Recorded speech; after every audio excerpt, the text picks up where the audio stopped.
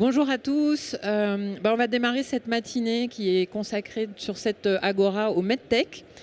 Et on va commencer par se demander innover pour quoi faire. Alors j'ai 15 minutes, j'ai pas 4 heures, j'ai 15 minutes pour répondre à la question ou essayer d'y répondre avec vous. Et pour commencer, je vous propose qu'on se demande à partir de quand dans l'histoire est-ce qu'on a parlé d'innovation. En fait, ça vient d'où ce terme? Ça vient de quand? À quel moment on s'est dit tiens, on innove? Alors je me suis un petit peu renseignée. Et en fait, le terme innover, il vient de novare. Novare, c'est du latin. Ça veut dire renouveler. Et ça apparaît au Moyen-Âge. Donc ça apparaît au XIIIe siècle environ, ce terme novare, avec à l'époque une connotation plutôt juridique. Ça veut dire introduire du nouveau dans l'établi. Et ça a une connotation plutôt négative. Ça veut dire, on bouscule un peu l'ordre établi. C'est pas très positif, en fait, novare, à l'époque où ça apparaît au Moyen-Âge, dans la langue. Ça apparaît en même temps que le terme inventé.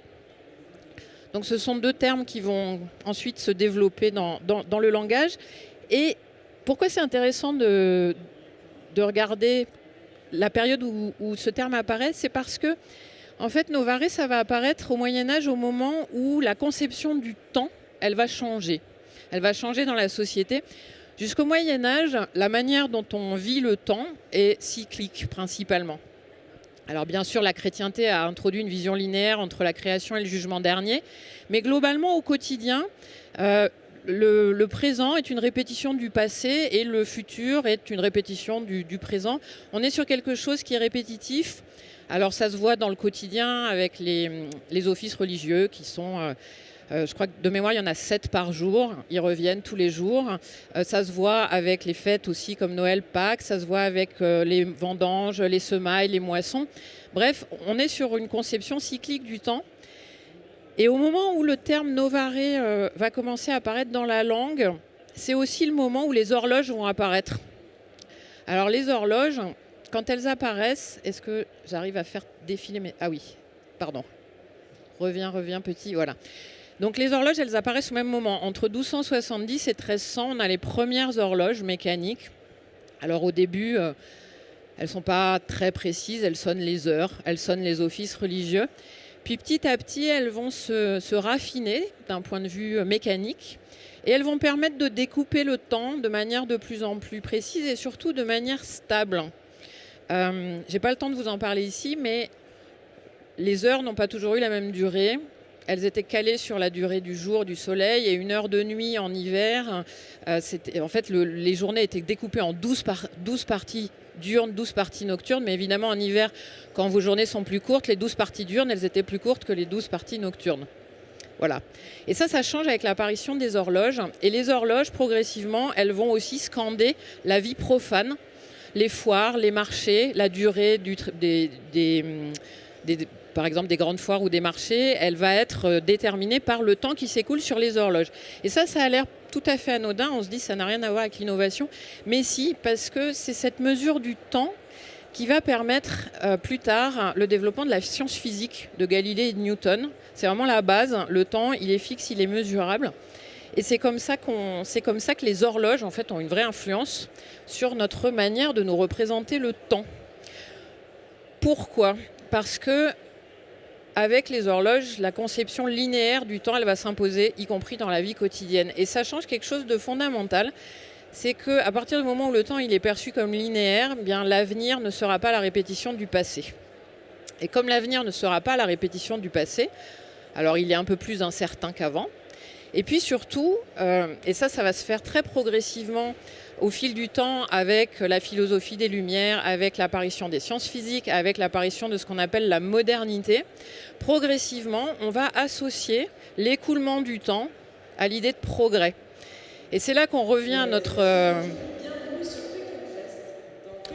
Je vais laisser la dame faire son annonce SNCF.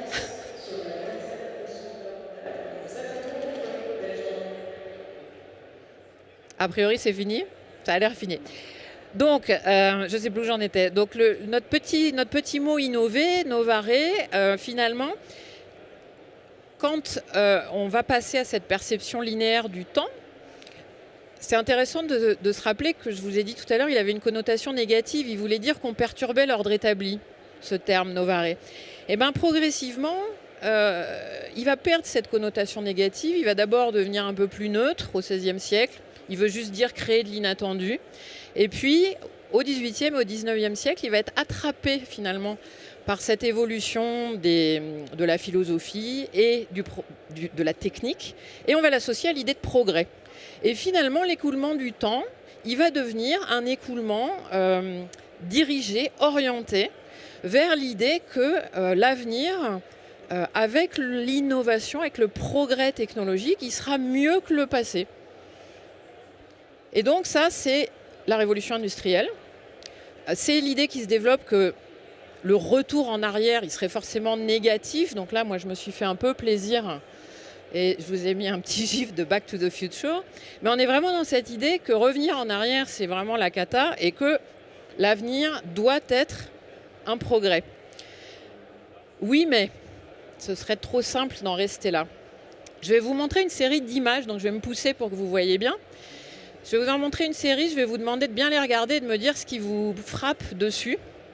Avant de vous les montrer, je vous dis juste d'où elles viennent. C'est des gravures qui ont été dessinées et imprimées entre 1890 et 1910 par un graveur et un illustrateur à Paris dont on a totalement perdu la trace. Et elles sont conservées à la BNF. Et c'est intéressant parce qu'elles montrent l'an 2000. Elles montrent l'an 2000 imaginé entre 1890 et 1910. Alors vous les connaissez peut-être, si vous les connaissez, ne dites rien tout de suite. L'autre chose qui est intéressante avec ces gravures, c'est que c'est Isaac Asimov qui les avait achetées et qui les avait dans sa collection personnelle. Alors, viens là, petite gravure. Pardon. Elle veut pas. Alors, je vous présente la salle de classe de l'an 2000 vue en 1890. Regardez bien la salle de classe. Après, on a Chine, le prêt-à-porter. Ne bougez pas, normalement ça passe. Ça, c'est le bâtiment. Hein, voilà. Le ménage en l'an 2000. L'agriculture de l'an 2000. Donc, je me répète, hein, tout ça, c'est imaginé 1890-1900. La petite soirée télé. Alors, il y a marqué la Gazette du 21e siècle sur le phonographe. Alors ça, pour moi, j'ai toujours pensé que c'était une évasion d'une prison. Je trouvais que ça faisait très Mirador et tout. Je ne sais pas ce qu'elle représente, cette image, mais enfin, on voit clairement un hélicoptère. Et je crois qu'après, il m'en reste une. Ah oui, voilà. La dernière, c'est le facteur. Le facteur du 21e siècle. Qu'est-ce qui vous frappe sur ces images ? Parlez fort, parce que du coup, je ne vais rien entendre. Vous voyez bien quelque chose, non ?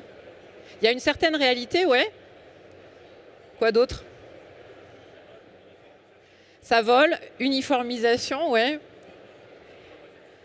Pardon ? Automatisation, ouais, on est un peu dans le sujet d'actualité. Mais quoi d'autre ? Il n'y a pas autre chose qui vous frappe ? Repensez à la salle de classe.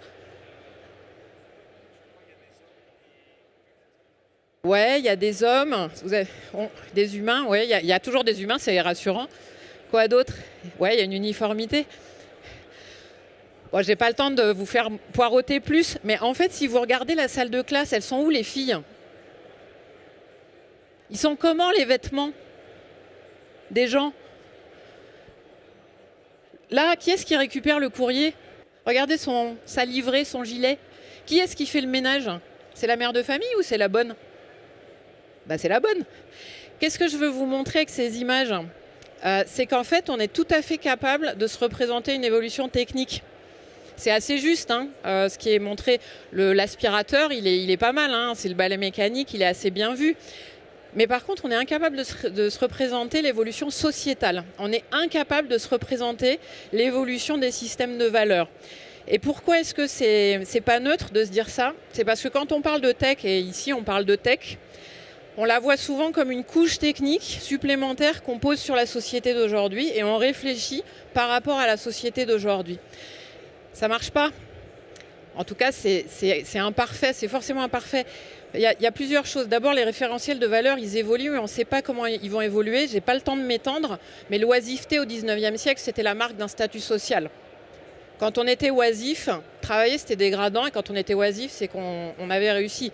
Aujourd'hui, quand vous ne travaillez pas, vous êtes quand même hyper mal vu. Si vous êtes cadre supérieur et que vous allez à 16h chercher vos enfants à l'école, c'est de la négligence professionnelle. Donc vous voyez, les référentiels de valeur, ils basculent et on ne peut pas l'anticiper. La deuxième chose, c'est que les conséquences inattendues des technologies, elles sont massives. On dit toujours, bon, la technologie, c'est neutre. Oui et non, c'est-à-dire que la technologie, elle va faire évoluer la société dans laquelle elle se déploie, mais elle va aussi évoluer la technologie elle-même, elle va être poussée dans certaines directions par la société qui la reçoit. Je vais vous donner un exemple, j'ai encore le temps. 1911, des physiciens autrichiens et français vont travailler pour faire quoi? Ils vont travailler pour aider les sous-marins, alors c'est le début des sous-marins, 1911, à détecter des sous-marins ennemis ou des obstacles. C'est les rayons X, donc tout début du XXe siècle. Les rayons X, la médecine va s'y intéresser après la Deuxième Guerre mondiale en oncologie. Ça ne va rien donner, rien de très satisfaisant. Donc ils vont laisser tomber. Mais dans les années 60-70, la gynécologie va s'intéresser aux rayons X et ça va donner les échographies. Moi j'ai eu des enfants, les échographies pour la grossesse des femmes et pour la santé des femmes, c'est quand même formidable. Oui, mais dans les années 90, c'est grâce aux échographies qu'en Chine et en Inde, on a commencé à pratiquer les avortements sélectifs de filles. Et aujourd'hui, on a 1,5 million de petites filles qui ne naissent pas entre la Chine et l'Inde parce qu'il y a des avortements sélectifs grâce aux échographies. Donc ce que je veux vous dire par là, c'est que les conséquences inattendues des technologies, elles sont massives. On ne peut pas les prévoir en réalité. Ça ne veut pas dire qu'il ne faut pas innover, ça veut dire que l'innovation, elle doit être mise au service d'un projet de société. Et la question qu'on peut se poser quand on fait de l'innovation, c'est au service de quel projet de société je veux mettre mon innovation. Alors par exemple, quand on parle de l'IA, parce que l'IA c'est le sujet du moment et c'est le buzz, au passage, comme l'électricité dans les images que je vous ai montrées. Si vous regardez, il y a plein de trucs qui sont branchés partout si on regarde le détail des images. Donc aujourd'hui, qu'est-ce qu'on voit avec l'intelligence artificielle? On voit son potentiel d'accélération de l'existant, son potentiel d'automatisation de ce qu'on connaît. Mais on ne voit pas du tout tout le reste. Et ça peut être bien, ça peut être moins bien.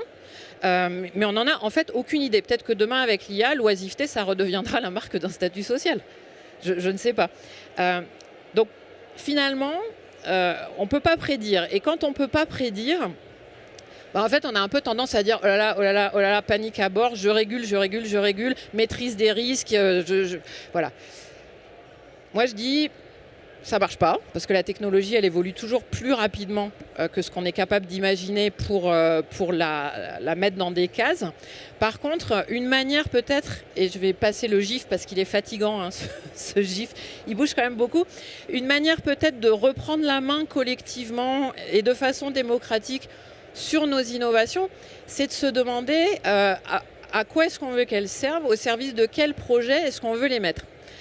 Or, c'est très difficile de se mettre d'accord sur ce que nous voulons collectivement. Il suffit de regarder l'Assemblée nationale. Par contre, ça marche assez bien de se demander qu'est-ce qu'on ne veut pas. Qu'est-ce qu'on ne veut pas voir advenir? Qu'est-ce qu'on ne veut pas que ces technologies nous fassent? Et à partir du moment où on pose cette question de qu'est-ce qu'on ne veut pas voir advenir, finalement, en général, déjà, ça fait beaucoup plus consensus. Et ensuite, on sort la technologie des labos. On la sort des débats d'experts et on dit ok, la technologie, elle arrive dans un système social qui est celui qu'il est aujourd'hui à un instant T. Vers quoi est-ce qu'on ne veut pas que cette technologie nous emmène? Et ça, c'est des questions, voilà, moi je trouve qu'aujourd'hui elles sont peu posées, elles ne sont pas très bien posées. On a un débat public qui est focalisé sur des sujets d'avenir comme la sécurité sociale, les retraites, le déficit, la dette. On parle très très peu de technologie et on parle très peu aussi au service de quel projet de société on veut mettre cette technologie. Donc innover, pourquoi faire? Je ne sais pas. Pour soigner sûrement, parce que la médecine est un des champs où la technologie et l'IA en particulier vont permettre des avancées, un peu comme mon histoire d'échographie majeure. Mais au service de quelle vision de la société, du soin, de la relation entre soignants et patients, est-ce qu'on va mettre ces technologies et ces capacités technologiques? En fait, c'est nous qui allons décider. Voilà, je vous remercie pour votre attention. Je vous souhaite une bonne matinée.